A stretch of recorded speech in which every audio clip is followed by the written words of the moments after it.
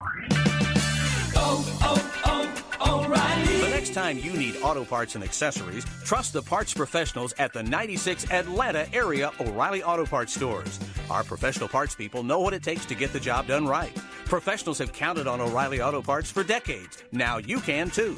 Professional parts people, O'Reilly Auto Parts. Better parts, better prices every day. O'Reilly Auto Parts. Blog Talk Radio. We are the UR Tennis Network. Our mission is to be the voice of tennis. We enlist a team of passionate enthusiasts to promote our sport. We strive to bring interesting perspectives on the many spins of tennis. Our goal is to provide the learners of our sport with current news and information from many angles. We seek active participation from communities interested in tennis, but tennis is not interested in them. We are expanding our outreach.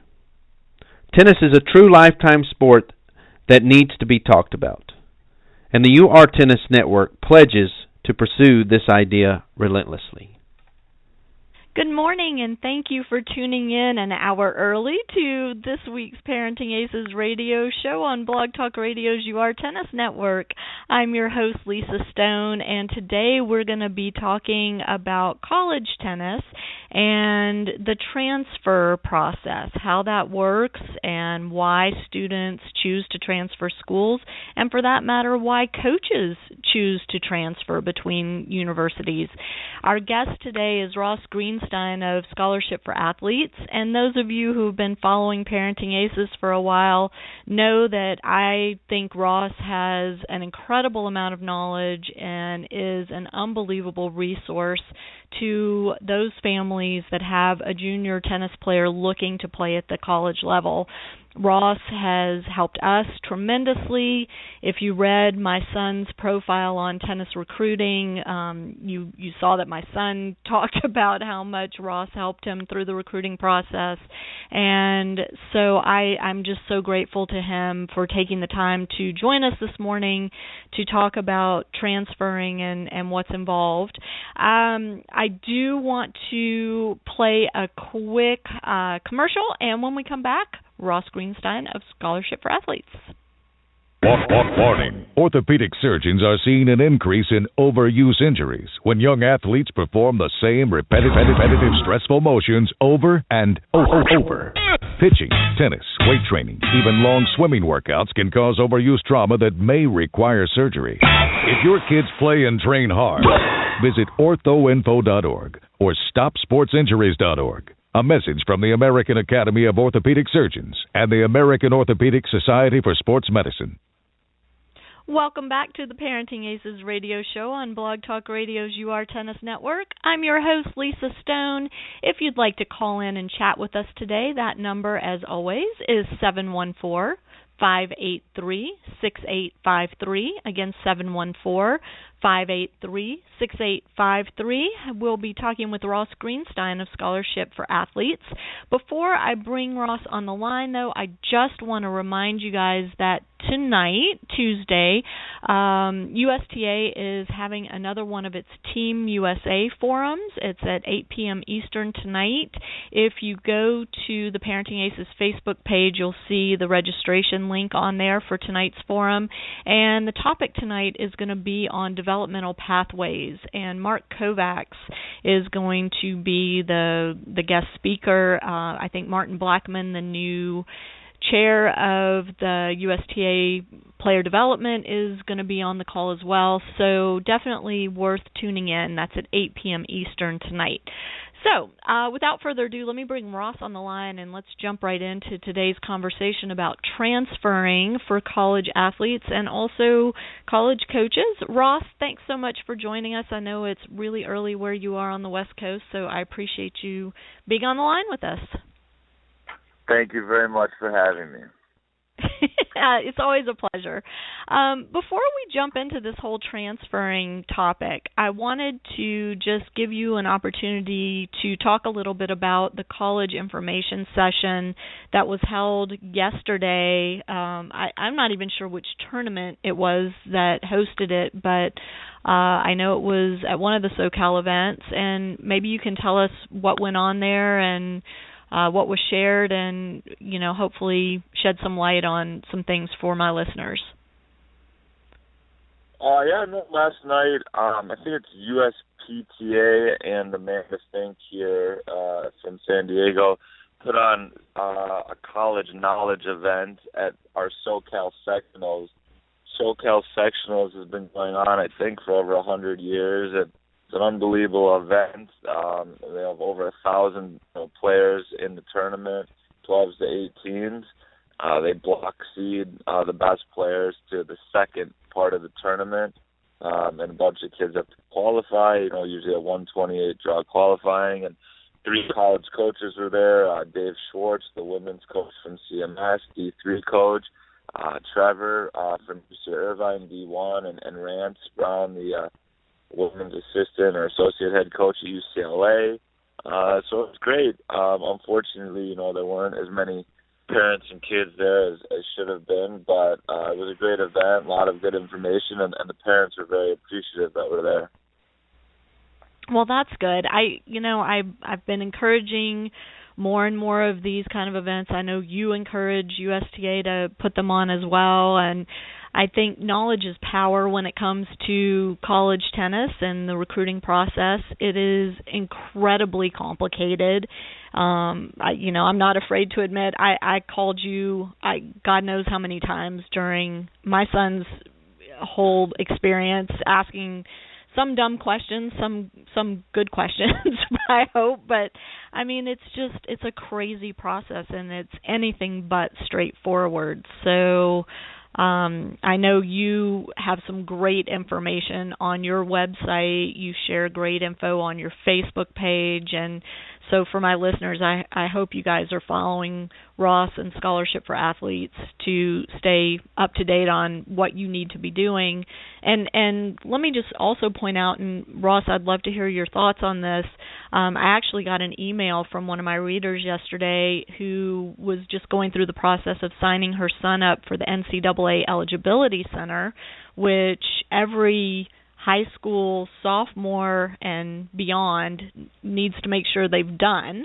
And she was talking about how complicated even that application was in terms of knowing which schools to list and which courses to list and all of that. So, Ross, just giving you a heads up, I'm probably going to be contacting you to do an article on the ins and outs of signing up for the eligibility center. But what are you hearing from people now, who are just starting the process and kind of the ins and outs of getting in the system with NCAA? Yeah, I mean, all of our clients, we recommend they actually do not fill it out until right before they start senior year. It's easier if you wait a little bit, because then you have a transcript, you have a test score, you have a better idea of the colleges you're looking at. You really don't need it until you're going to take an official visit, which is in the fall of senior year. You cannot legally take an official visit until then, and you cannot take an official visit until you've signed up. So although you can do it in 10th and 11th grade, we tell the kids and parents to start after after hard courts. August is a good time to just start to fill it out. If you start in 10th grade, it's going to ask you for a lot of information, a lot of questions that you don't have the answers to. So I can see how it can be more confusing that way. But I think as long as that, if you do it before you take your visits, it also helps because you have a college coach who will answer your questions if you have a question. So if you're doing it, you've already built relationships with a college coach, they invite you to visit, you can call them and say, hey, I'm working on filling out my eligibility form online. This question was asked to me. I'm not really sure, how do I answer this? What should I say? If the coach isn't 100% sure, they can always ask their own compliance So that's the best way I would say going about it. Great advice. Why didn't you tell me that? I don't think I knew you when we filled ours out. You didn't ask. You're right. That's one of the questions I forgot to ask. All right. Well, so let's jump into this whole idea of transferring schools, because we are, it seems, seeing on Twitter and through Zoo Tennis, I'm seeing tons of transfer announcements, not only of the players themselves, but also coaches, assistant coaches, and the like are moving around. This is the time of year. So let's start by, if I could just ask you, what are the reasons that you hear for players choosing to transfer or looking to transfer? So the first thing I would say is, and this actually came up last night at the sectional event, is tennis, men's and women's, has the second most transfers of any college sport, men's basketball being number one, which for most people that would seem shocking. Yeah, for sure. So it's a huge number. I think, and again, I've been doing this over 10 years, I think over 50% of our American junior tennis players that go to play college either quit or transfer, meaning they don't play for 4 years and graduate from the college they started at. 50%? I think it's over 50%, yeah. Wow. That's a huge number. Why is that? Huge number. What are we doing wrong? I think the first thing is that it would start from beginning, which is the parents and the student athletes are completely uneducated about where they're going and what they're walking into. So that would be the first problem. 99% of the kids commit to colleges and they really have no idea what they're walking into. They don't really know what the guys in the team are like, what the coaches are like, what practice is like, what the training is like, what the academics are going to be like, what the social environment's going to be like. Most of the student athletes did very little research and time. They maybe visited a couple schools, and the coach seemed like a good guy. Their junior coach was friends with them, and they commit. And if you talk to former, not necessarily former student athletes in college, but even college athletes, but especially former college athletes, the majority of them, I'd say 90% of them, when they give advice to my high school athletes going through the recruiting process, the advice that almost every college athlete will give you is take your time with the recruiting process, take your visits, really do your homework. And these are even kids who are happy, who say, I really should have taken more visits. I really should have taken more time. I should have done more homework. And that's just, unfortunate that the student athletes today, with commitments happening even earlier than ever, I hear a lot of student athletes and parents say, we just want to get the process over with. We just want to get it over with. It's so much pressure. Spots are filling up. We just want to commit. And again, if you're using the analogy of, you're signing up for a 4-year marriage, this is not something that you should just rush into. Well, for sure. But so what questions are we not asking? What information are we not seeking out that's causing so much of this movement among athletes? Well, I think the first thing would be talking to the current employees of the company who are the kids on the team, and parents talking to their parents, and really trying to do some homework on it, and really trying to understand, what they're walking into and how their options are different. The second part, I think, is obviously playing time, right? So we've got a lot of tennis players who grow up, who are pretty good, who put a lot of time and energy and effort to it. And if they end up at a school where they're not playing as a freshman, the odds of them playing sophomore, junior, senior year significantly are very slim. So I would say, and that's, it happens. but we don't really have much of a mentality in tennis amongst the kids here to just, stick it out, keep working, keep grinding, stick it out, and you'll get your chance.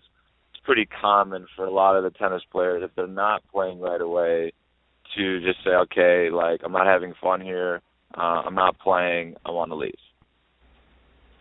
But to be fair, a lot of the college coaches aren't interested in developing players anymore. They're looking for players that can come right in and make a significant impact on the team in the lineup. Is that right? Well, I think there are coaches that do a good job of development. I think tennis is unfortunately a brutal college sport from that perspective, because in a football, basketball, soccer, baseball game, you can sub players in and out. So if you're, maybe not a starter in one of those sports, you can still play in the games. You can still get experience. You can still play. In tennis, you have 6 singles players. A lot of times those 6 players also play doubles. So if you're the 7th best player on the team, you might get 0 singles experience for the entire season. And, it's really hard to develop and become a better tennis player if you're not playing tennis matches. That's true. But so what happens with the transfers is not only do kids end up transferring, let's say after their freshman or sophomore year, but let's say a kid has done his or her due diligence and the parents have done their due diligence and they've looked at, playing time possibility, they've talked to the players, people seem happy, the recruit feels like this is a good fit, and then one of the higher level players on the team decides to transfer, and the coach decides to replace that person with 1 or 2 people even that then push the recruit out of the lineup. That happens quite often as well, right? And their players will come in January. Yeah, that's the business, right? The harsh reality, again, of college tennis is if you're a college tennis coach and you have 6 players on your team from 1 year and they're all coming back, you're actually hoping your 5 and 6 player don't play in your lineup. You're always trying to recruit better players so that the starters on your team don't end up playing. And you're right.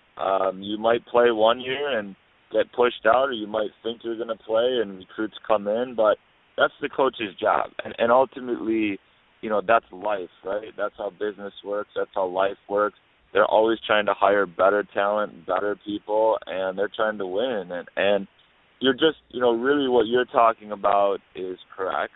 And that's why, in my opinion, if more of our student athletes chose to be a big fish in a small pond versus a small fish in a big pond and go where they are going to play, they are going to be the leader, they are going to be one of the better players, then obviously those kids aren't going to transfer. But, in the tennis world, it's very few players at Kalamazoo or at clay courts or the top kids that want to be Kobe Bryant, that want to be LeBron James, that want to be the best players on their college teams.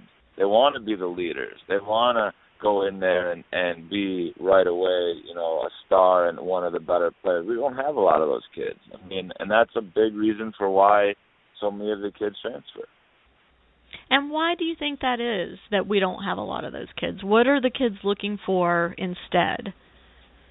I think a lot of the kids would rather go to maybe a bigger name, bigger school, and where they can say they're on the team and they might play and they might not play, versus going to a little bit lower level name of a school and where they're going to be a leader. Not everybody is going to be the best player at a big D1 school right away as a freshman. But there's thousands of colleges, and so that's a big part of it, which is, trying to go to a school where they are going to be one of the better players. But obviously, if they are going to be one of the better players, it's probably not going to be the best, quote-unquote, school they can go to, because if it's the best school they can go to, then they're probably going to be more of an unpaid intern and someone that's lower on the team. And when you say best school they can go to, you're talking about from an academic reputation?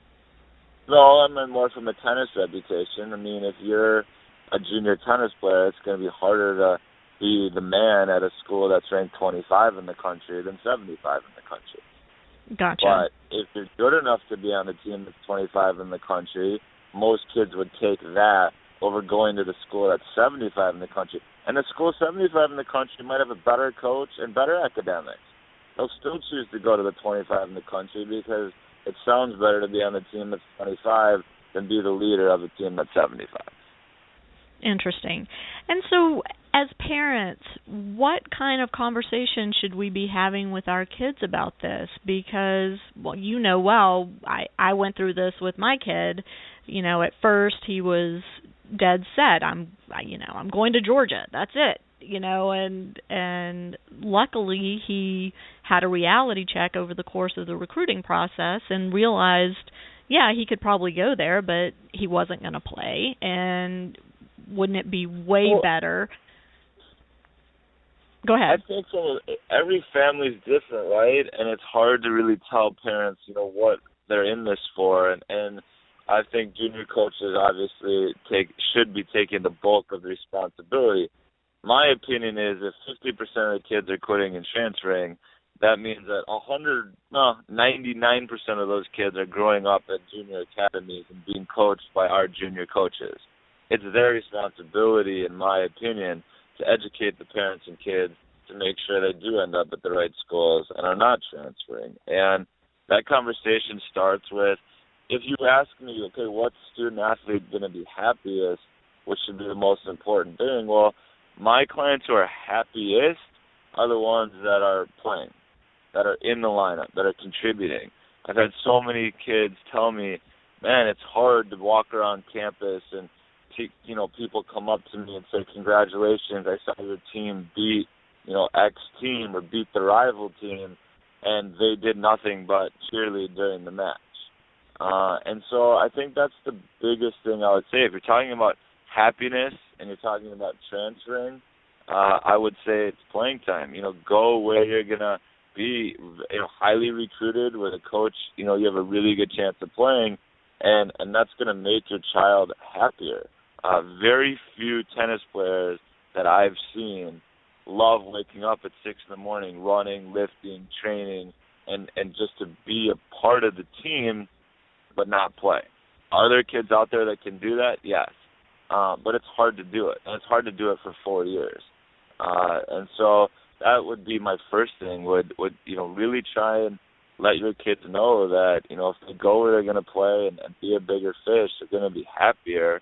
And then, I think there's a component to it, like you said, about coaches leaving, but there's a big part of it is just that, look, college tennis is very, very, very tough.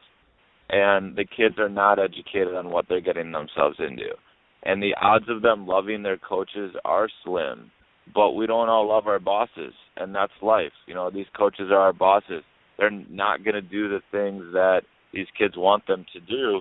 And there's a whole other dichotomy that's a little bit interesting, again, that the student athletes and parents need to be, understanding of, which is every junior parent in this country pays their junior coach. So the junior coach works for your family. They work for the student athlete. They work for the parents. When you get to college, that switches. Now the student athletes work for the school. Even if they're a walk-on, they still work for the coach. They're not paying the coach. And that's a big shift and a big change for a lot of these student athletes and parents. And when it doesn't go exactly how they want it to go, and they're not being coached the way they want to be coached, a lot of them tend to leave and tend to want to transfer and tell their parents they're not happy instead of sticking through it, communicating those differences, working with the coaches, and really trying to make the situation better. But everyone has those down times and has those rough patches, and it's just about fighting through those. So besides lack of playing time, What are some of the other reasons you hear from kids that are looking to transfer? I mean, I think lack of playing time and then, not getting along with the coach is 1A and 1B. And, what's weird on that one is the coaches don't change. Practices haven't changed. The way they coach doesn't change. A lot of these coaches have been doing it for many years. So for the student-athlete to not know how the coach communicates and how they coach, what practice is like, what the training is like, what private lessons are like, all of that stuff should have been known before they got there. So there's really no excuse other than they didn't do their homework. So it's playing time and then, the coach are 1A, 1B. And then obviously there's some academic ones. Geography is a big one. I'd say maybe that's, B or C on the list is, they want to get back closer to home. They went too far away from home. They don't love the campus where they are. They don't love, the school itself. If they were not a tennis player, they wouldn't want to be there. But I would say that's a small percentage. I think, 99% of it is playing time and, the coach, they don't like the coach. Interesting. Well, I sent you yesterday an article that I had seen posted on Facebook about a female player who just completed her freshman year and was high up in the lineup, had a great season, and is transferring. So that kind of, debunks reason 1A and 1B. Well, I don't know about 1B. It debunks reason 1A. So yeah, I'd say for a player like that, go ahead. I mean, in that situation, it's always 1B. I mean, whether it's if they play and you ask them why they're transferring, it's usually a combination of the coaching and or location, and a lot of that honestly is just the parents. If they're playing, it's usually the parents that are in the kids' ear about you need a different coach. Coach isn't good enough for you. You need to get closer to home, stuff like that. Well, and that brings me to another point, and this is a conversation I've had with multiple parents since I've been doing Parenting Aces, which is a lot of times the parents are dissatisfied with the child's college tennis experience, but the player, him or herself, is perfectly happy where they are. And I mean, I'm sure you've had those conversations too. Maybe you can speak to that a little bit since my audience is mostly made up of the parents. What do we need to do or not do to help ensure that our kid has a positive experience and doesn't seek to transfer? Well, I think you bring up a great point, something we could talk about for hours on end. But, part of what you just talked about is just how involved should parents be, what's the parents' role once the kids go to college. And it's interesting because a lot of the college coaches, as you know, there's a hot topic of conversation is always international players. And they're taking all of the American roster spots and scholarships. Well, that's a big reason why. Not many coaches will say it publicly, but a big reason why it's nice to have the international kids is the parents are thousands of miles away, and most international parents don't get involved. If the kids aren't happy, they tell them to stick it out, keep working. They're in America. They got a scholarship. Make it work. And the parents don't call the coaches. They don't ask the questions. They don't complain about the coaching and training. They just, as long as the kids are there and the kids are being fed and they're training and they get education, the parents are happy.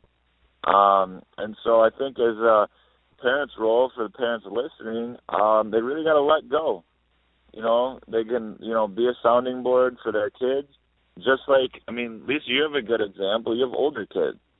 The same thing. What's your role in their life now when they're out of college? Encourage them, support them, try and keep things positive, give them advice.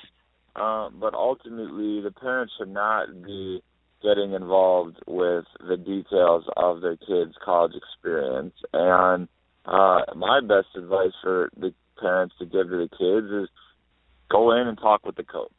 That needs to happen more often. If the kids are complaining to the parents' advice should be, look, have a closed-door meeting with your boss, the coach, hash it out, talk it out. And most of the time when I give that advice to my kid, they come back and tell me the meeting went great and they're glad they did it.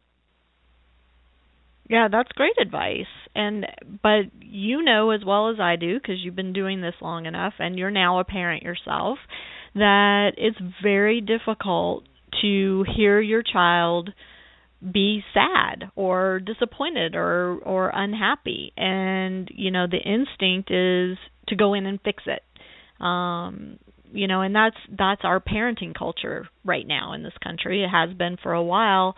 And I'm with you. I mean, I'm all for letting the kids solve their own problem, if it's within their control. But it's tough to step away. And I one example that to me is so funny is I know a family where the kid chose a school thinking that he was going to be in the lineup. He wound up not being in the lineup. The parents were furious and, calling the coaches and blah, blah, blah. The kid, on the other hand, wears the college gear 24/7. Couldn't be happier. Is fine not being in the lineup, just is so thrilled to be part of the team and part of the culture. And so, I look at that situation and I think, okay, parent, who are you trying to make happy here, your kid or yourself? It seems as though in that particular situation, the kid's fine. The kid has, accepted his position and has embraced it and is making the best of it and is perfectly happy. It's the parent that is frustrated and angry. And like you said, college it's a whole different world, and it's time for us to back off and let them drive the bus. Yeah, I just think there's so many good life lessons, to be taught, and that's why it's great to be a college athlete. But I know I get calls every day from my clients and the kids and parents who are unhappy, and it's just an invaluable experience to be able to have a closed-door meeting with your boss, vent your frustrations, find out why you're not playing in the lineup, what you need to be doing to play in the lineup, have those tough conversations, grow from them. They're uncomfortable, but you're going to have to do it later in life. And as parents, they really should be explaining to the kids, look, you did your homework. You chose to go to this school. You made this decision. Now you got to stick with it. You made a commitment to the team and to the coach, and you got to make the best of it. And if, a student athlete is doing everything they can, they've had tons of conversations, and, there's some, stuff there where they just can't be there anymore. Okay, I get that, but that's not the majority of the tennis transfers. The majority of the tennis transfers have not put in the time and effort and communication and tried to stick it out over and over again and tried to put in the work. And like you said, everyone has a role on the team, and not everyone plays. Every team has a bench. And if your son or daughter's role is the bench, you got to embrace that. And there's still obviously every team needs a bench, and there's a lot they can bring to the team and a lot they can learn from supporting the team. And obviously I think it takes more character to work every day and not play, and to practice with the team and support the team and do what the team needs. It takes more character to be that seventh and eighth player than it does to be one of the players on the team playing in the lineup every day. That's an interesting point, and very true, very true. All right, so let's say the kid did their due diligence. They chose the right program. They've had the meetings. They've stuck it out. They're really just not at the right school. And they, along with the coach and with their parent, have decided it's time to move on. What is the procedure for transferring? What do they have to do? So the transferring process for college tennis is very, very difficult. And the main reason is it's a spring sport. And so what happens is if at the end of the season the student athlete in tennis decides they want to transfer, well, the process goes they have to ask for a release from the coach. They've got to give the coach a list of schools they want to transfer to. Often the coaches will let them transfer to any school that is not in their conference and not a school that they play against, that's on their calendar for the next year. But it's difficult because the season ends in April or May, and they've got to find a school for the next fall. They're not allowed to talk to college coaches before asking for the release. So if a student-athlete's interested in some schools, they can't call them and say, hey, I'm thinking about transferring. I'm thinking about asking for a release. Would you be interested in me? And then, okay, I talked to some schools. Now I'm going to get a release. So it's a very scary, very intimidating process of asking for a release with really nothing known, not knowing if there's scholarships and roster spots available at the schools that the student-athletes want to go to. So it's a very tough process, but like you said, if you really know you got to leave, then, you got to do it. Now, one thing you did talk about, which is you talked about going and having the meetings with the coach. You talked about communicating with the coach and the coach and student-athlete deciding together.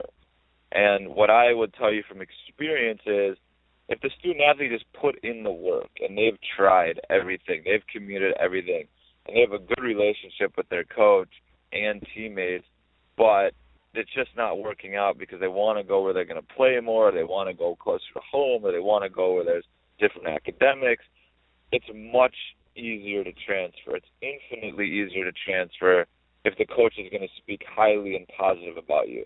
Because in those cases, the college coach will even pick up the phone and call other coaches and try and help the student-athlete transfer. When a lot of cases the student-athlete has pissed off the coach or pissed off the teammates or done things that were, not in good character, makes it even harder to transfer. Because when any student-athlete transfers and they want to go to a new school, that new school's first phone call is to the current coach to say, tell me about this kid. Interesting. Well, it makes sense. But now, isn't that part of what you can help with too? Is if a player is looking to transfer, could they, and they're a client of yours, could they call and talk to you and say, look, I'm thinking of transferring. Do you think I'm going to be able to find a spot somewhere? I mean, do you get kind of the inside track? Yeah, I mean, unfortunately, I helped over 20 kids transfer this fall, or spring or next fall. But again, I mean, it's still hard because there's still no guarantees. The coaches still haven't had any communication with the student-athlete. And so even if on paper the student-athlete looks like a great fit, college coach isn't going to tell me, yes, I have a scholarship for him or her when they've never even spoken to him or her. Mm-hmm. Got it. It's interesting as you're talking about all of this. It kind of takes me back to my kid's freshman year in high school, where he was having issues getting playing time, and another parent who had an older child said he needs to sit down with his coach and he needs to find out what it is the coach is looking for from him to put him in the lineup. And it makes me think, that's yet another reason for kids to play high school tennis, because they kind of get a training ground for the college coaching relationship. And that whole situation, like you were mentioning, of you're now working for the coach isn't working for you, and it gives them practice in dealing with it in a less critical time of their tennis career. Yeah, I agree. And I also think that's why they should play other sports.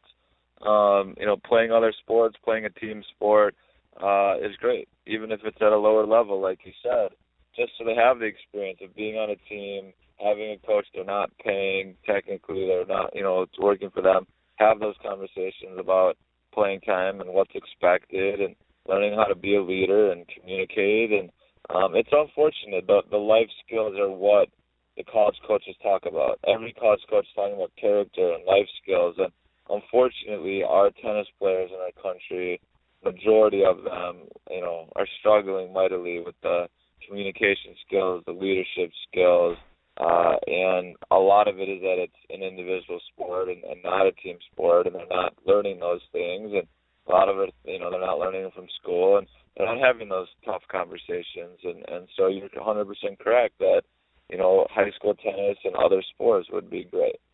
Mhm. Interesting.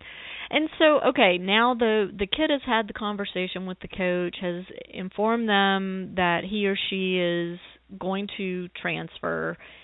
What's next? What's the next step? So they give their college coach a list of schools.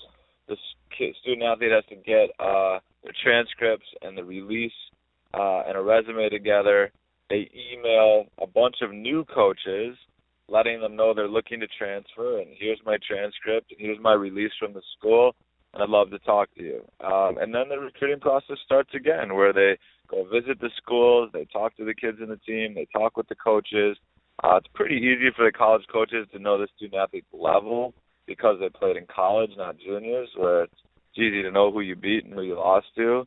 And, a lot of time the scholarship money is already all given away at that point. So when you're transferring, it's hard to get scholarship money in that first year, men or women. A lot of times they don't have scholarship money available anymore. So that's another part that makes it difficult. But, that's, and again, I would say most of the time you're moving down because you're going to a school that, probably, is looking for players, and it's really hard to go to a better, quote-unquote, better tennis school unless you're playing one or two in the lineup and going to a school where you're going to now play 5 or 6, which doesn't happen very often. And so you said men and women's side, it's tough to get scholarship money. What if a player is a walk-on, and I'm using air quotes here, and isn't currently receiving scholarship money? Does that change the procedure at all, or do they still have to get the release from the team? They still have to get the release. And, again, the walk-on doesn't really matter. It just really matters where they played in the lineup and how they did. And, again, a lot of kids looking to transfer tend to be kids that did not play many matches. And that's why they're transferring. And so it's difficult for college coaches to really know their level if they didn't play in a lot of the singles and doubles matches, because they don't really have much to show for it in the last, 6 months to a year. Right. So it's really a catch-22 for a lot of these kids. They're transferring because they didn't play, but because they didn't play, the coaches at the new schools have no idea how good they are. And so it's difficult for the new coaches to make any sort of decision about them. So what do they do at that point? I mean, let's take a kid who didn't play. That's why they rely a lot on their current college coach. If the college coach says, look, I love this boy or girl, hard worker, came to practice early, hit extra serve, wanted extra lessons, just isn't good enough to play for us, but would be a good fit for your team, and I know the level of your team, and he or she would have a good chance of playing. That's kind of how it works, and that's the best possible way. Right. So maintaining that positive relationship with the current coach is really the key factor here. It is the most important thing, and unfortunately, a lot of kids don't understand that, and they end up leaving more on a sour note, and then it really makes it difficult to transfer. Even if kids didn't do as well academically or got in trouble socially, if the coach backs them when they're talking to other coaches, it's infinitely easier to transfer. If the coach says, look, I don't have much positive to say about this kid or their parents or their family, it's very difficult. So we parents continue to play an important role in our silence at the college level. I mean, it's important for us as parents to really stay in the background. Yeah, I mean, I think it's just like anything. I mean, have a good relationship with the coaches and communicate with them. I don't think you have to be silent. I think you have to, talk to the coaches ask the question as a parent. What are you looking for? What's a great college tennis parent look like in your eyes as a coach? The coach might say, look, I'm more than happy for you to reach out to me, or they might say, look, I don't want to hear from you. I might say, we'd love to have you at our matches. Or they might say, look, come to a match or two, but we don't really want you at all of our matches. I mean, every coach is going to be a little different, but I think maintaining that relationship and all of those conversations should happen well before your kid commits to college. Mm-hmm. Because again, the parents, especially tennis parents, are very involved and are a lot of times paying for college. If they want that involvement and they want to continue to go to the matches and be involved, it's important that they have those conversations with the coach because, like you said, the kid could be happy and the parents might not be. Right. And I do think that's one of the hardest things for a lot of us as parents is separating what our expectations are from our kids' expectations, and it's a key piece of the success puzzle. That we really ask the right questions and pay attention to what our student athlete is saying to us about their experience and not impose our thoughts or wishes. Some of the time we have good ideas, but a lot of the time it's really not in the best interest of our kids. So I think that's a big challenge for a lot of us. I mean, I know it will be for me, and I've had that conversation with my son's future college coach. He's said to me, these are the things you can call me about, and these are the things that your kid needs to handle with me. And I was really thankful for that. Yeah, and that's good. I mean, I think it's a good way to go about it. And like you said, that tennis parents taking kids to tournaments from the time they're 10 years old to then just boom, I'm done, handing them off. Yeah, it's a tough adjustment for everybody. And so I also think that my recommendation, if there's parents listening, is start working on that at 16, 17, 18. Your kids can drive. Your kids can go with a coach. They can go with their friends' parents. Start working earlier of letting them go to their own tournaments, drive to their own tournaments, sign up for their own tournaments, get their own stuff. It'll make it easier by the time they're ready to go to college. For sure. All right, well, let's shift gears because we've only got about 15 minutes left and talk about why coaches transfer. And it seems like every day on Twitter I'm seeing a notice of another head coach or associate head coach or assistant coach moving to a new school. And, the whole carousel has started for this next year. If you look at college sports in general, coaches are always moving. It's just part of the business. There's no, you can't get around it. It's football, it's basketball, it's soccer, it's baseball, it's every sport. Every college coach in the country, except for, maybe 10 coaches, has another job that they would die to have. And so it's a profession like any profession where you're constantly moving up. And now in tennis, more than ever before, bad coaches are getting fired. Coaches that aren't doing a good enough job, aren't winning enough, are getting fired. So that, on top of coaches wanting to climb the pecking order for quote-unquote better jobs, more pay, bigger budgets, bigger conferences, there's always going to have that element in there. I also think in all sports, the college job is getting tougher. You've got to recruit more. You've got to recruit a bigger area of the world. You've got to travel more. It's stressful. And so a lot of college coaches, in order to compete, in order to win, have to put in more time and more energy and more effort. And so you just have a combination of that. They're also getting paid more now than ever. So college tennis coaches as well are getting paid now with salaries that, 10 years ago, no one dreamed of college tennis coaches making that much money. So there's all that combination, and it's a good life lesson, again, for the student athletes, which is you might go to take a job and you love your boss, and your boss might take a different job. They might move on. They might go to a different company. They might get fired. And that's why it's important that the student athletes are picking a school.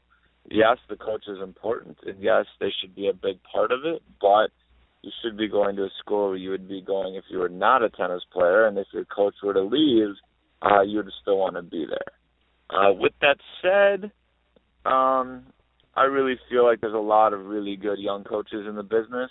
I'm usually pretty confident that when a good coach leaves, they'll get another good coach. And does it ever happen that when a coach leaves, they take players with them? Yeah, that happens. I think, again, that would probably be under the circumstance of a kid that went to a school not for the right reasons. If the coach leaves, you should want to stay. If the coach is leaving and you want to go because the coach is leaving, yeah, it can happen. But most of the coaches don't do that. They usually tell the kids, look, I'm leaving, but, you should stay. It's a great school. I believe in it. It's a great program, and get your degree from here, and you love the guys on the team, and you'll get a good coach. And a lot of times, the coaches are walking into a new job. They already have a team. They already have players, so it's not always easy to just bring in players right away. Well, and so let's talk about that a little bit. So the coach transfers to another program with a team that's been recruited by the prior coach. Yeah. How common is it for the new coach to come in and, obviously in the first year they really aren't going to have a whole lot of options in terms of bringing in new players, but in the second year, are there a lot of circumstances of coaches letting kids go and bringing in their own players, or does that not happen? Each school is different. It's kind of up to the athletic department on what they're allowed to do and what they're not allowed to do. But every single college coach that takes a new job wants to get rid of the players they inherit. I mean, that's just a natural instinct. Now, obviously, if they have great kids and great players and hard workers, they're going to keep them and they love them. But it's common for them to say, look, I didn't recruit these kids. These aren't my kids. I want to go get my own kids. And again, in most cases, if they're taking a new job, the coach didn't resign or retire or get fired because they have great kids and are doing a great job. Most college coaches are leaving because the program hit a downturn. Okay.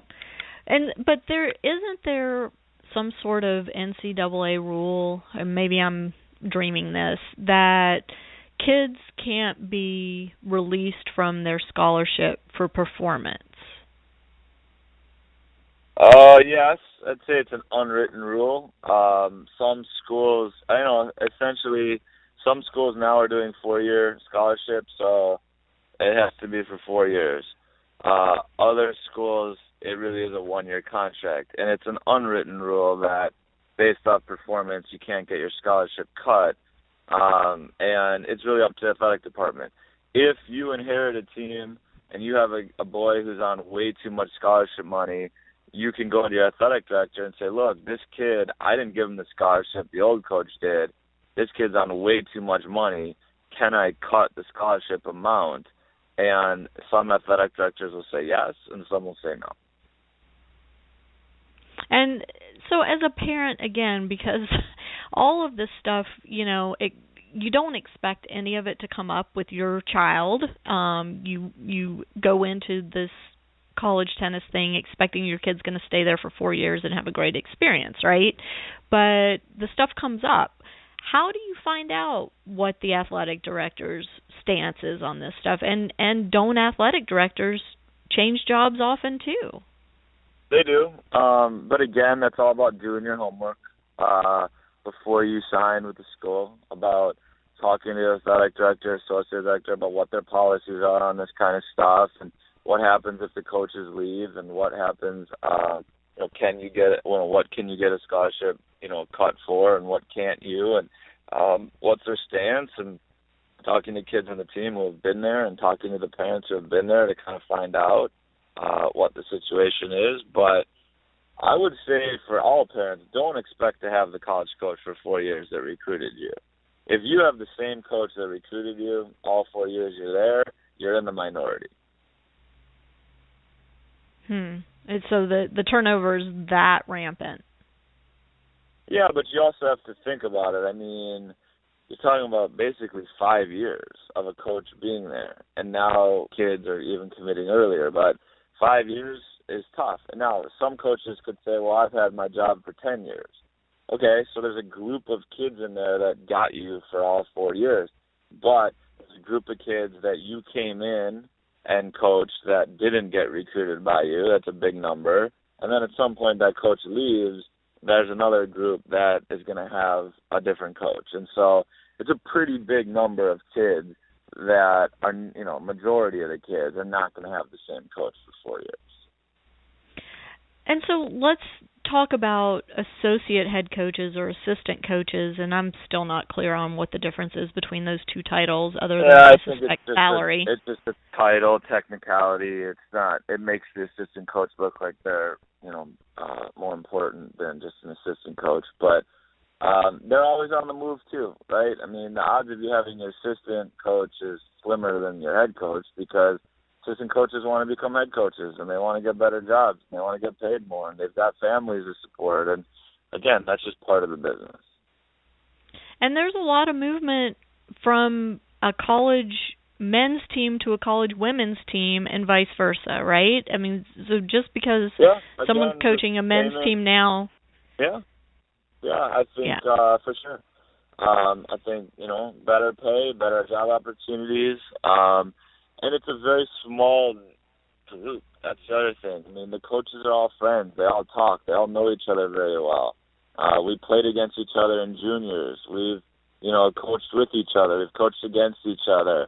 We've recruited the same kids. And so the tennis world is extremely small. And, most coaches that are hiring assistant coaches hire friends and hire people they know well. And that's just kind of how the business works. And so in the hiring process, what's the role of the athletic director? The athletic director is often to lean on their current men's coach or women's coach to hire a new one or the other. That's pretty common. So if a men's job is open, they'll usually talk to the women's coach about what they think and put together a committee of some people and often will call EDs or coaches in their conference that they respect and say, hey, who should we be looking for? Who do you think we should hire? And, it's a very small little world. And often, the coaches and ADs, most ADs don't really know that much about tennis or care about it. So they're going to rely a lot on the few people they know in the tennis world. Got it. And I will attest to that small world thing. It's so bizarre when you start talking to these coaches and realize the connections. And I mean, it's crazy. When my son committed, we met a coach at Winter Nats who used to coach at the school where my son's going, and now he's at an SEC school. And I mean, then I talked to somebody the other day who was recruited by this person, and it's a crazy mixed up world out there. But all right, so Ross, we're down to our last couple minutes. If parents want to reach out to you, what's the best way for them to get in touch with you and learn about what you can offer them and give your website, everything? Call me, email me, Facebook me, whatever they want. Just get in touch with me. And I think, again, ask questions. I can help hopefully before your kids are looking to transfer. If they are unhappy and they're looking to transfer, I'm happy to explain to them how it works and what they need to be doing. And I think the number one thing would be, continue a good relationship with the coaches and boys or girls on the team. That makes transferring easier. And really do your homework. That's the biggest thing. Do your homework before you get there. Ask a million questions and really look at it like a job interview that your son or daughter is going to have for 4 years, and understand that the boss might leave, and that's part of it. And hopefully, there's some good education in this call. And your website is? scholarshipforathletes.com. And if they Google Ross Greenstein, I'm sure they'll find me. And I will second that. He is very active on Facebook and even on Twitter to some extent now, so you can pretty much reach out to Ross through any kind of digital media that you want, and he will get back to you. He's very responsive. Email is Ross at scholarshipforathletes.com. Okay, perfect. Ross, thank you for doing this again, and thanks for having me. Hopefully, it was educational for some families, and I never want to see kids have to transfer, but if they do, they can find a great school and they can be happy, and that's another important thing to take out of it, which is, if you're unhappy, you can find a great school, and there's no reason to stay unhappy because there are a lot of great options out there. For sure. Well, I'm sure I will be reaching out to you as my kid gets started at Santa Clara in the fall, and I'm sure you will talk me off the ledge more than once, as you have in the past. So thank you for that. Yeah, thanks, Lisa. You do an amazing job. I let a lot of people know about your blog and your program at Sectionals event, and keep up the great work. The parents need all the education they can get, and we're lucky to have you.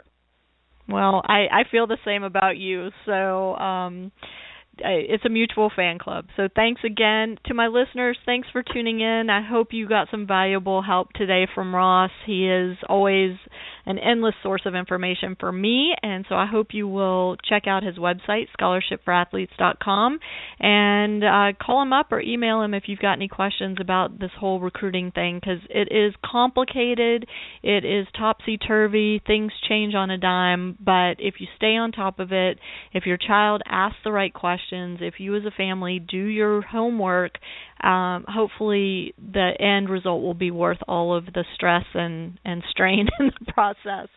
Have a great week, everybody. Ross, take care. I look forward to talking to you soon, and to my listeners, hope you have a great week and you're enjoying your summer. Take care.